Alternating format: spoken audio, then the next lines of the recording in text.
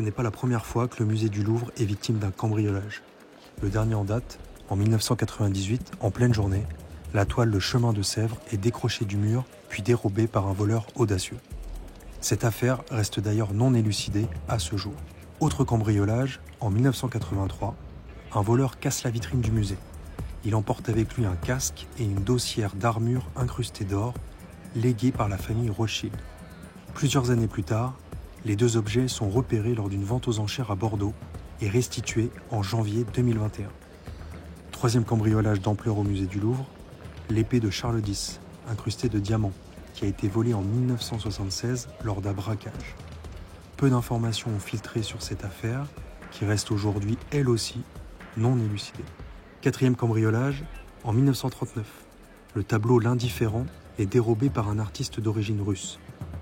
Il rendra finalement l'œuvre au musée 2 mois plus tard et écopera de 2 ans de prison. Quelques années plus tôt, en 1911, se déroule probablement le vol le plus célèbre du musée, celui de la Joconde. Un peintre en bâtiment et vitrier italien, associé de 2 complices, se cache dans le musée et y passe la nuit. Le lendemain, jour de fermeture hebdomadaire du musée, tous les 3 sortent discrètement le chef-d'œuvre de Léonard de Vinci dans un simple sac.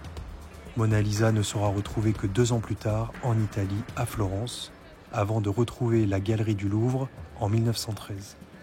Enfin, le plus ancien vol de l'histoire du musée du Louvre remonte à 1907, lorsqu'un Belge dérobe plusieurs statuettes datant de l'Antiquité.